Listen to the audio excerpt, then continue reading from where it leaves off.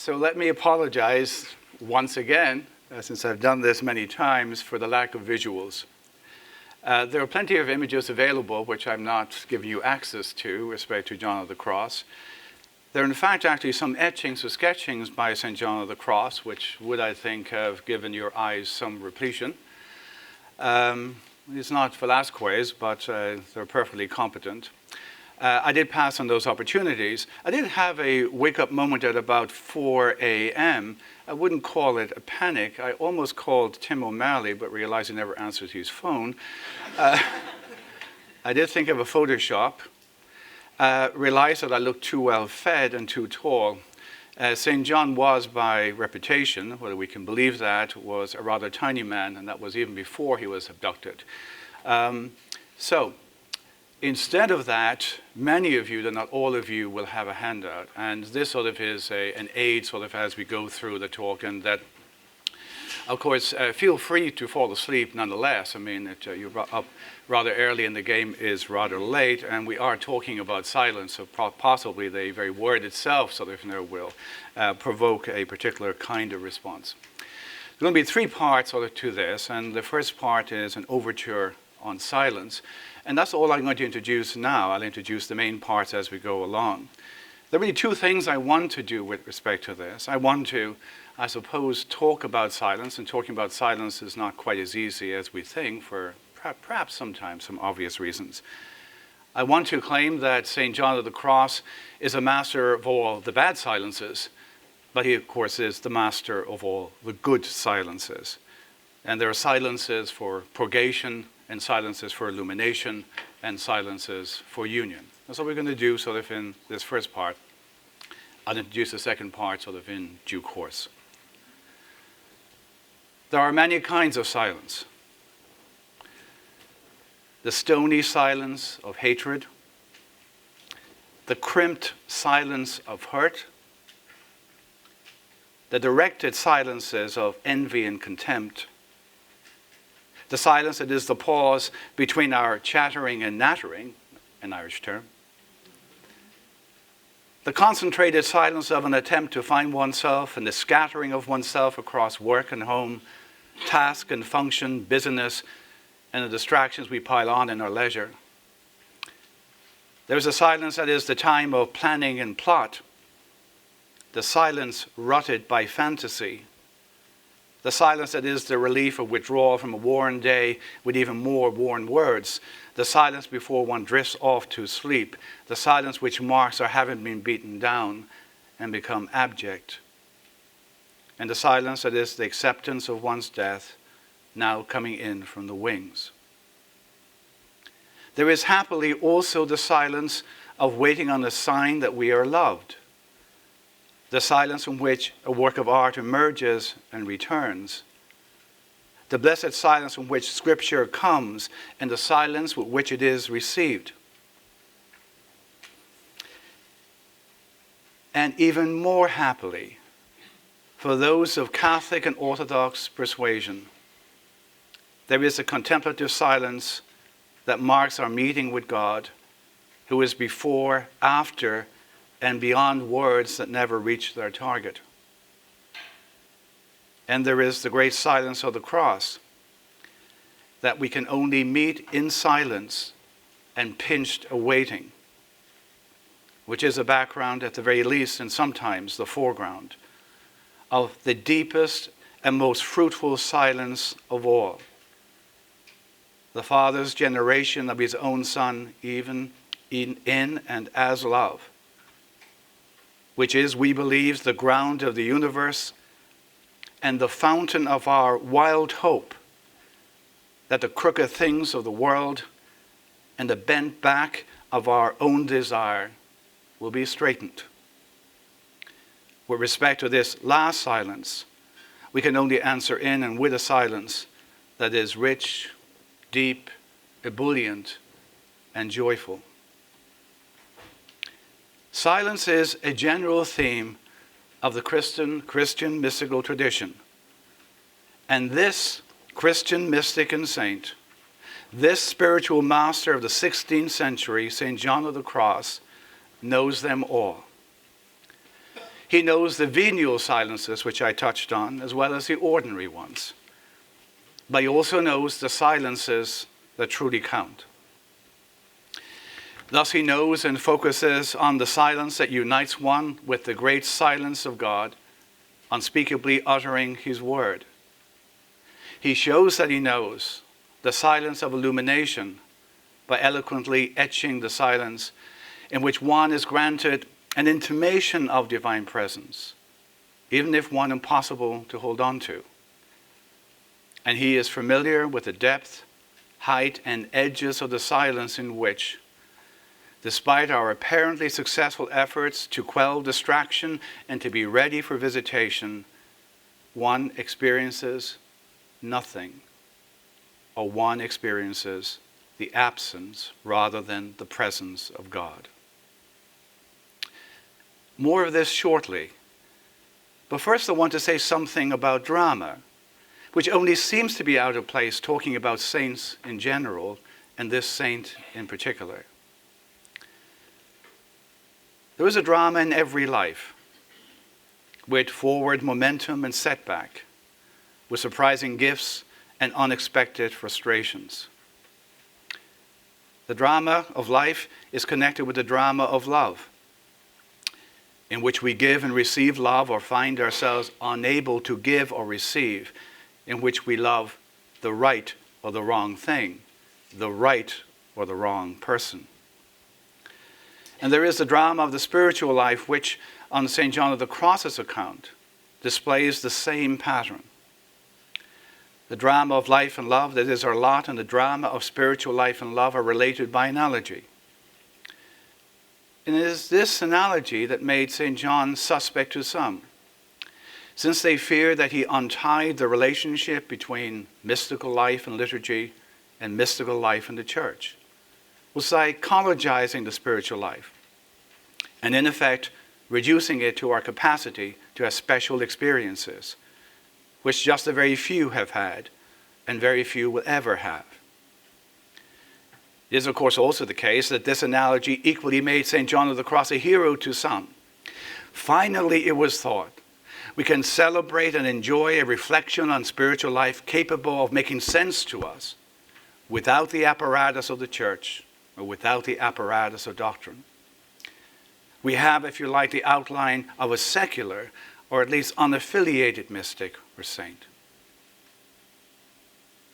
Thomas Merton, who read deeply in St. John of the Cross, however, thought that one could underscore the existential and experiential side while thinking that St. John of the Cross was not only a loyal son of the church in the last instance, but impeccably orthodox across the entire arc of Catholic doctrines, not excluding the doctrine of the Trinity.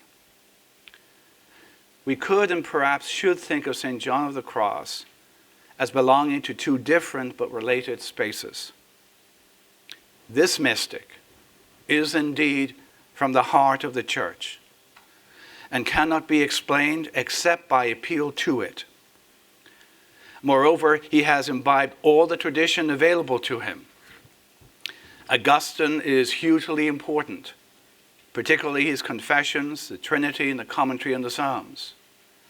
Aquinas is a lodestone from his theological studies in the University at Salamanca. And St. John of the Cross not only knows the work of Dionysius, the master of unknowing, and before St. John of the Cross, the master of silence and darkness, but also the long reception of the extraordinary work of an unknown Syrian monk who shows a learner the way towards God through language, its destruction, and the experience in silence of divine silence where speech has become unnecessary. Still, as much as any other figure up to and maybe beyond the 16th century, St. John of the Cross speaks also to those who are on the margins of Christianity, either in a state of separation from the church, but perhaps still in a state of belief, or outside the church entirely, but perhaps wanting to believe, who cry out with Paul, "Lord, thou help my unbelief." St. John of the Cross is, I would submit, the mystic and the saint of the threshold. We now get to part 2. In part 2 here, I just want to give you information about St. John of the Cross, mention the text of St. John of the Cross. I want to focus on the dark night of the soul, what is often called the dark night of the soul for short. That is the night of purgation, not the night of illumination, not the night of union. And I want to bring T.S. Eliot into the conversation by way of interpreting St. John of the Cross and bringing him forward into the 20th century and beyond. Now, I have not properly introduced this saint and connoisseur silence.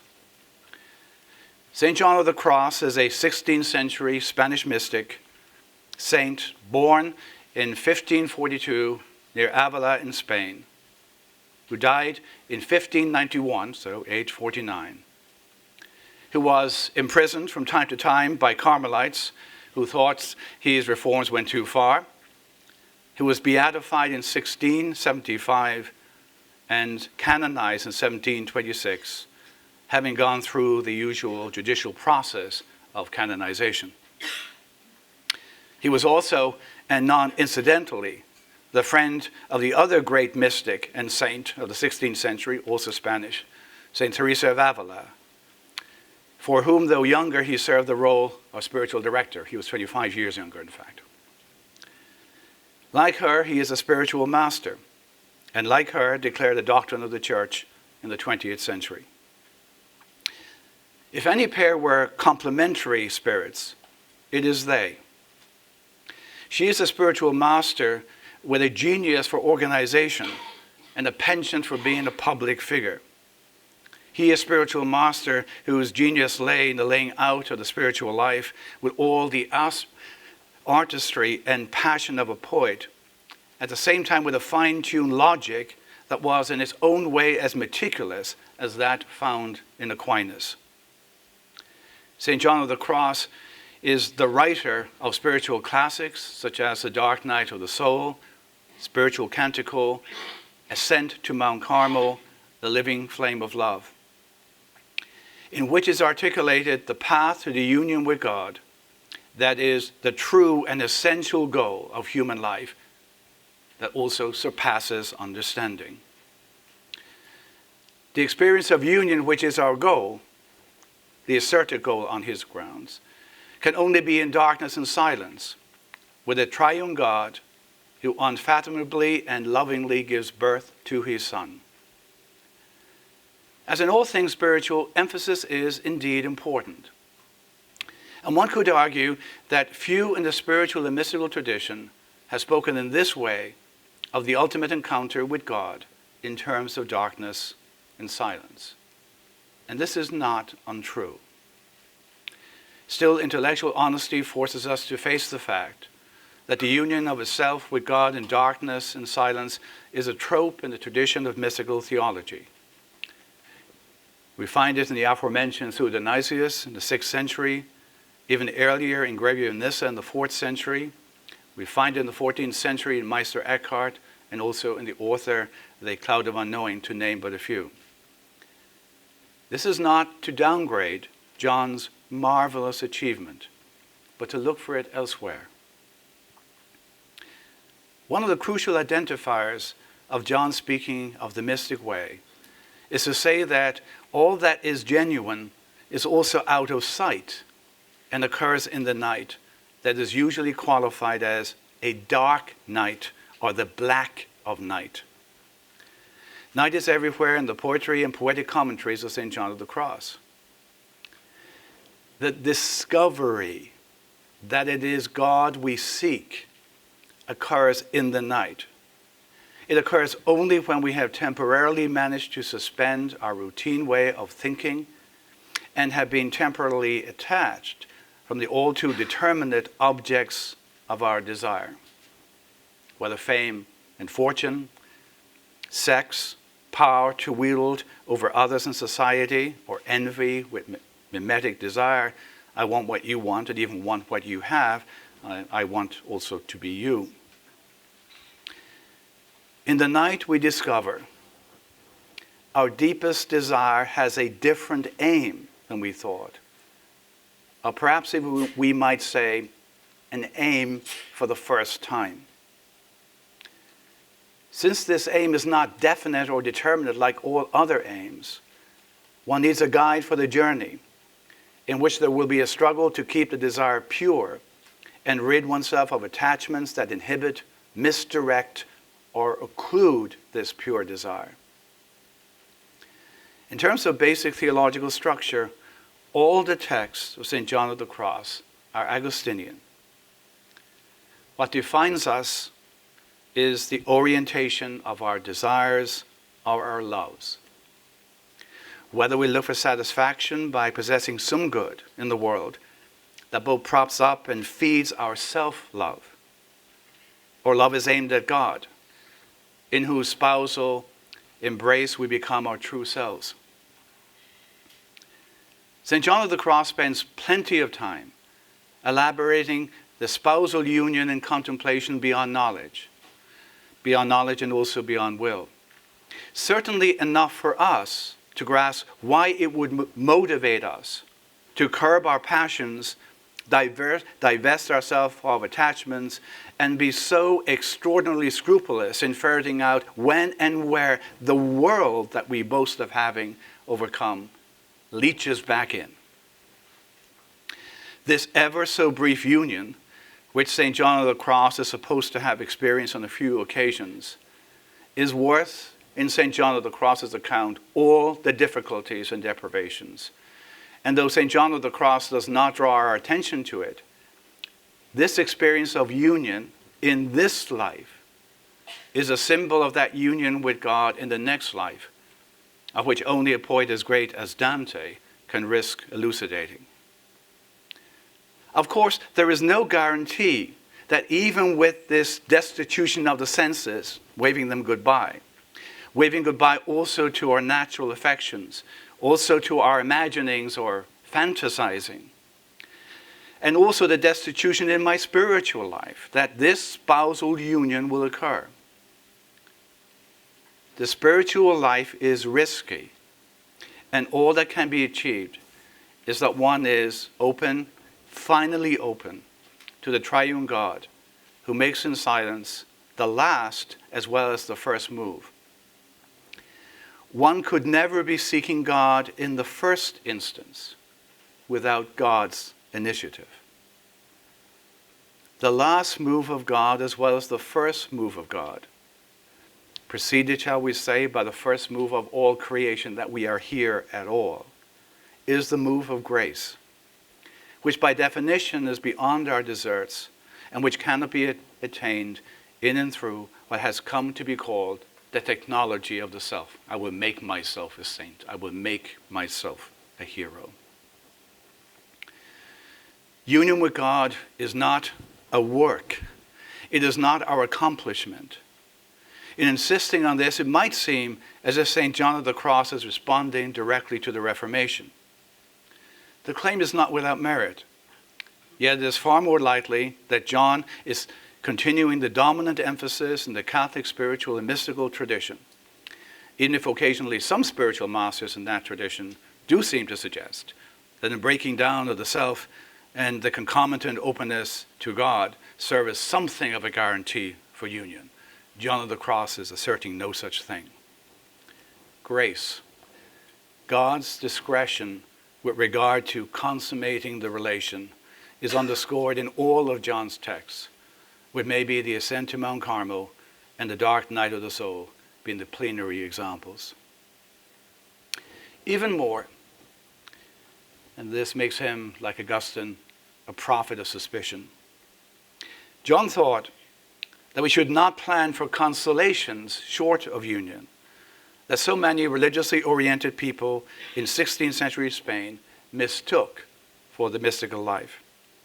That is, we should not be seekers of special visions, auditions, charisms of levitation or speech, or become the kind of people to whom the workings of miracles are ascribed. All of this drawing attention to the spiritual person as an exceptional individual, we might now say the guru complex, misinterprets a spiritual life, which is precisely not the life of spectacle, but the life that is out of sight, precisely because one is hidden in God. As a faithful Catholic who did not separate himself from those of simple faith, St. John of the Cross believed that such gifts were possible. Yet he also thought that they were not essential, and he and Teresa worried that with the spiritual seekers of his own day, that these gifts would be mistaken for the real thing and be substituted as idols for the transcendent and loving God who comes in silence. The singular genius of St. John of the Cross, which makes him our contemporary, is his reflections on a darkness that is neither the radiant, luminous darkness, to use the phrase of Pseudonymous, of union, nor the darkness sprinkled with the light of illumination, but rather the darkness in which one does not so much experience the presence of God, but God's absence. Here one finds that after all the painful discipline of taming the senses and imaginings, and after all the strenuous training of the intellect and exposure of the orientation towards God as the object of our deepest will and love, that everything seems to be for naught. One experiences nothing, is given nothing, not even the promise that this negative experience has an expiration date. St. John of the Cross is anxious to counter both the Illuminati, who appear to continually bathe in the presence of divine, in which they have facile access, and to remind the faithful that the spiritual road is long and hard and leads, as Origen thought, through the desert, in which images, concepts, and the very prospect of a goal, you can imagine in the desert, is lost. In the desert, not only God has no name, neither does oneself. One can find this vintage Origen of the desert more in his commentary on Numbers and his commentary on the Song of Songs. But in any case, it is of the essence of spiritual life that it will drink the cup of bitterness to its very dregs. Moreover, this is not in the slightest degree esoteric. It follows the very pattern of the cross, in which Christ gives up all that he is, without the comfort of a divine presence, or a reply from the Father, who remains hidden in his gracious or gratuitous, representative, and exemplary suffering and death. Spiritual life will necessarily express this emptying, which is an essential feature of love. That is, the giving up of the very aim of love for love's sake. It is this aspect of St. John of the Cross, which is beautifully articulated in Book 1 of the Ascent to Mount Carmel, that reminds Christians that our spiritual life is not something that can be segregated from Christ. It is also the aspect that has most attracted modern readers on the margins of the church, who truly long for the presence of God in their life. In 4 quartets, T.S. Eliot seems to be speaking to them throughout as he mines the wisdom of Carmel for searchers who have not given up on meaning and truth. The first of the 4 poems, Burnt Norton, reads like a commentary on the ascent to Mount Carmel or the dark night. Part 3 of the poem is about darkness, in principle a negative, in that it is a suffering that deprives us of light and divine presence. But perhaps also and paradoxically, it is a site and opportunity for purification. Eliot speaks of emptying the sensual with deprivation, almost a quotation from St. John of the Cross. Cleansing affection from the temporal, almost a quotation from St. John of the Cross. And he speaks also about curing us of fancies, imaginings, and stiffening us in giving us concentration that enables us to move beyond this twittering world. A twaddling world, so there might be another way of looking at it. The climax of this borrowing from John and the making serviceable for now of this wisdom for modern man comes a little bit later in the glorious passage that puts St. John of the Cross, Quiet Meditation of the Dark Night, into a sermonic mode of almost hysterical exhortation. I'm going to try to mime the hysterical exhortation. Descend lower, descend only into the world of perpetual solitude. World not world, but that which is not world, internal darkness, deprivation, and destitution of all property, desiccation of the world of sense, evacuation of the world of fancy, inoperancy of the world of spirit. This is the way, and the other is the same. In the second of the two poems, is Cocker, Eliot continues to line the dark night, which is equally the subject of a text of the same name, and the ascent to Mount Carmel by St. John of the Cross. Again, John's words are taken on for our most unpropitious and empty time in section 3 of a 5-part poem, and thus function as the critical hinge of the poem as a whole. The theme is the dark, or our going into this particular kind of dark, in which our faculties are deranged, our intellectual and volitional competencies negated, and above all, the theological virtues of faith, hope, and love entirely amped down. Eliot speaks first of a silence that is merely a cessation of speech, therefore an ordinary or even venial silence. This is a venial silence, but from it he hopes can sprout a deeper silence, at once patient of nothing, that is, holding to the silence that will not get distracted by sense or concept or image. And Eliot again transposes the wisdom of the master of spiritual life into a secular sermon and exhortation. Won't be quite so dramatic this time. I said to my soul, be still, and wait without hope. For hope would be hope for the wrong thing. Wait without love. For love would be love for the wrong thing. Yet there is faith, but the faith and the love and the hope are all in the waiting.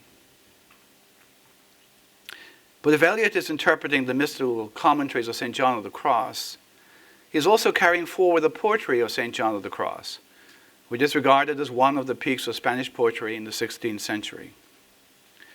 St. John of the Cross is no mere theologian who happens to write verses. Then Dante is someone who writes verse who happens to have a theological subject matter. And in many ways, St. John of the Cross is almost, though not quite, as brazen as Dante is also featured, who also is featured in 4 quartets. What I mean by this is that St. John of the Cross does something quite extraordinary when he constructs major texts such as The Dark Night of the Soul and The Living Flame of Love as texts of spiritual experiment and experience and progress. These texts are interpretations of poems by the same name which the poet writes. In other words, these are texts of interpretation of poems which he already has written. Though not in fact, in principle, he has made original poems the foundation of theology. We often think of the past as they're old and doddering. We fail to understand that they did things that adventuresome things that we wouldn't even think of doing. And we just have an example here. This is not merely extraordinary, it is incredibly dangerous. Since it seems to be granting an authority to poetry that is usually only granted to Scripture and the theological tradition. Of course, both of the original poems are rooted in Scripture and tradition. The original poem, The Dark Night, presupposes the Psalms of Lament and the Gospel accounts of the cross, and arguably the entire mystical tradition, which in various ways and degrees speaks to moments in which our eros and desire for God, our wanting of God slackens, and one feels stranded between the leaving of the world that is sensory, imaginative, and conceptual, and the real possibility that one will not arrive at a renewed world in which we have union with God, achieved beyond sense and intellect.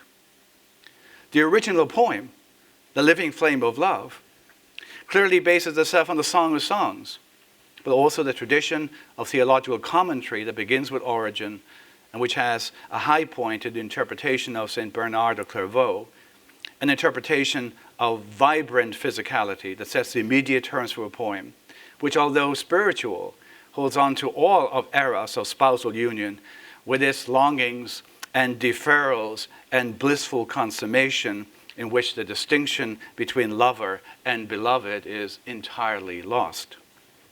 This brings us to the third and final part. Let me find my page.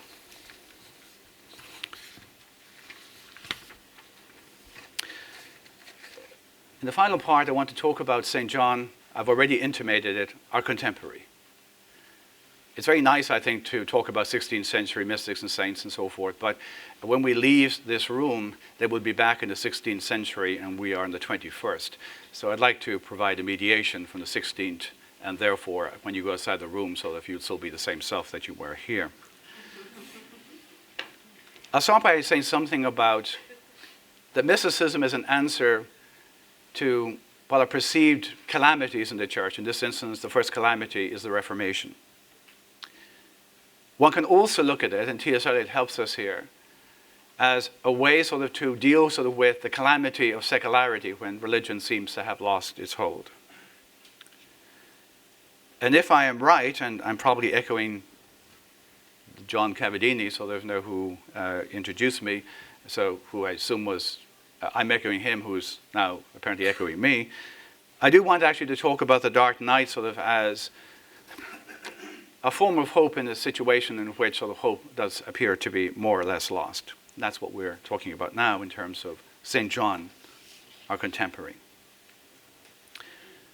Let me turn to the Counter-Reformation context, the response to the Reformation, within which St. John of the Cross wrote, and propose the spiritual theology of John of the Cross is one option within the broad vocabulary of Catholic response. So how do you deal with the Reformation as a kind of trauma?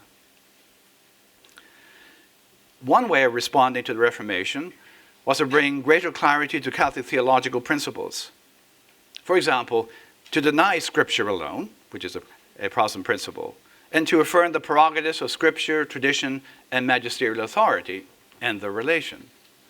And also to articulate further important doctrines with more exactitude. This was a tack the Catholic Church took in the Council of Trent. For example, Trent replied to the Reformers' grace alone with a far more penetrating theological account of the relation between grace and free will and grace and works than supplied by the somewhat bumbling Erasmus in his debate with Luther. However much it may jar us to think that of Erasmus as bumbling. Trent also made a theological case for all the 7 sacraments, the centrality of the Eucharist, and offered a cogent defense of the real presence of Christ. The kind of response illustrated by Trent was not the only mode of Catholic response, and I think we can be grateful that it wasn't the only mode, but nonetheless a necessary one. Other ways included making a fresh start with Christianity as a missionary religion, and leaving behind the Christianity, European Christianity, at once jaded and divided. Going to India, Japan, China. Another way, again, was to take Christianity seriously in terms of the corporal works of mercy, thereby reminding that Christianity is a practice before it is a theory, albeit a practice that has at its center a vision of the figure of Christ, who gives all, even life, to a world in chronic need.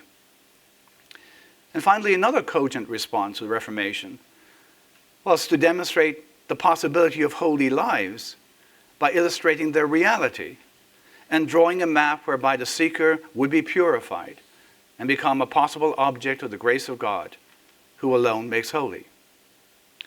In the Reformation, after all, personal holiness was denounced both as a theological matter. Holy lives are spurious forms of religious heroism that distract from the centrality of Christ. But it's also denounced as a practical matter. The attempt to live a holy life inevitably ends in failure. We are riddled by sin and addled by systemic weakness. Like other Christian masters before him, for example, Thomas à Kempis and Tauler, St. John of the Cross and Teresa Avila thought that a life of prayer and holiness was possible, even if such a life placed exorbitant demands upon oneself. One could and should funnel all one's energy into the search for God that was the real, if not necessarily fully acknowledged, desire or love in all human life.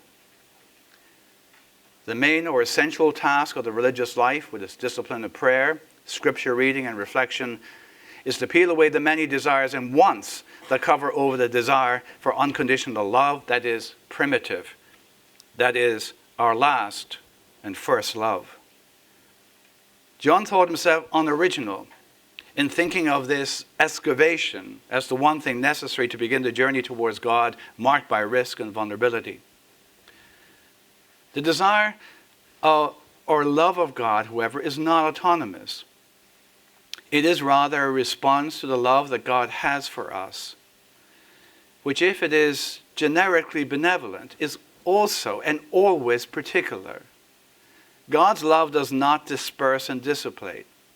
I do not get an exhausted droplet of this love.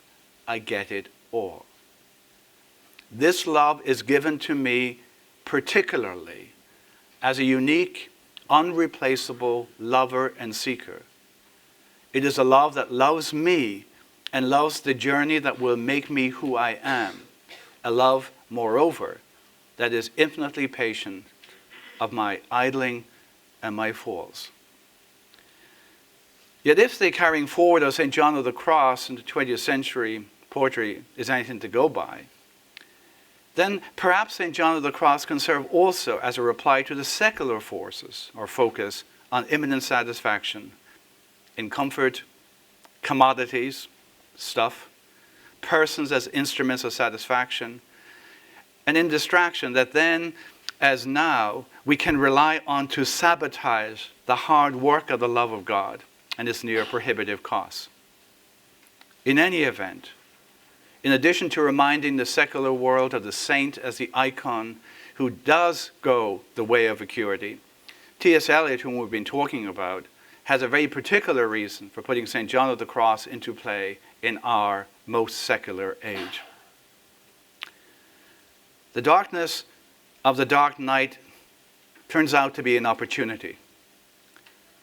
In order to defeat modern experiences of emptiness, it is not sufficient to keep insisting that God is the fullness that cures it. We can suppose this apology, and we may even have some measure of success with it, and it most certainly is not untrue. What Eliot envisions is the prospect of one form of emptiness and silence harrowing and converting another form.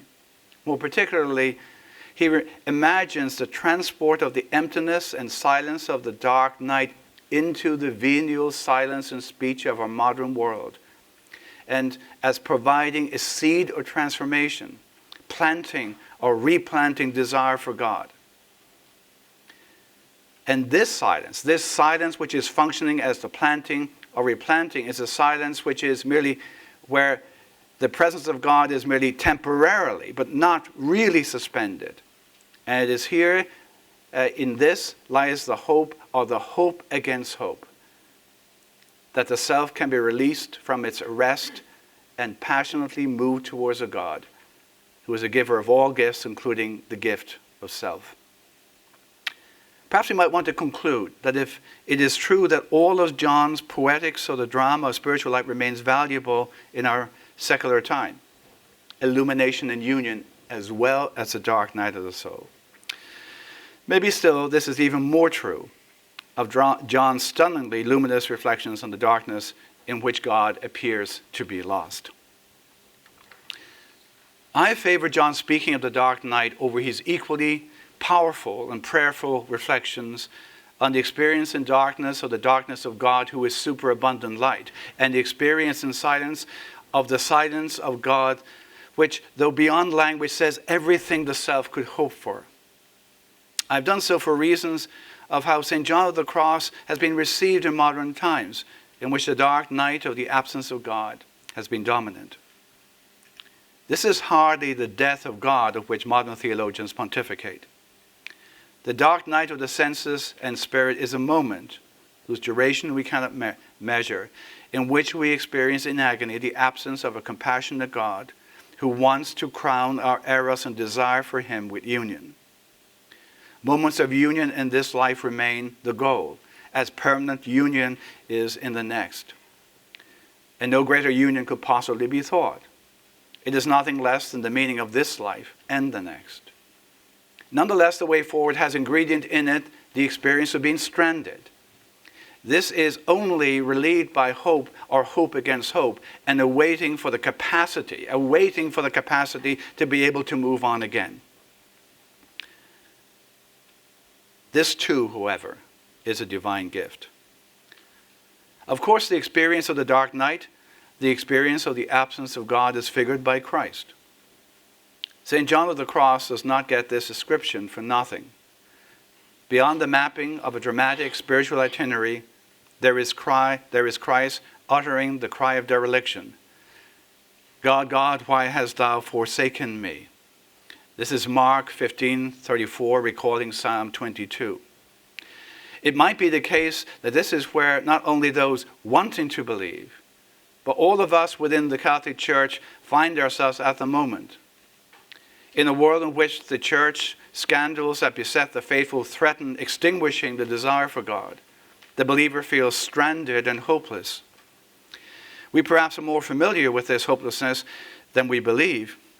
And St. John of the Cross did not only write the dark night as a poem, which he interpreted, but also a poem of lament that imitated Psalm 136, by the waters of Babylon. And here are some of the lines in which the poem presses towards a strangled form of hope. By the waters of Babylon, I sat down and wept, and my tears watered the ground. I took off my holiday robes, put on working clothes, and hung my harp on a green willow. Laying it there in the hope of the hope I had in you. Their love wounded me and took away my heart. Lament is the communal correlative of the dark night of the soul whose register is individual. Still, neither lament nor the dark night of the absence of God is for St. John of the Cross the last word. Even if we have to abide for a time, lament in the dark night in which God is silent in absence, and our circumstance does not yield a divine, gracious silence of the triune God that surpasses everything. But make no mistake, the goal remains always union with this God who is dark only because of the excessive light and fire and of a holiness that makes us holy. This making holy will continue in this our communal dark night. Saints remain a sign. And if Eliot is right, perhaps for the moment, the necessary and maybe even only sign. They are icons of Christ, after all. They're icons of the cross. And above all, they are icons of Christ on the cross. Thank you.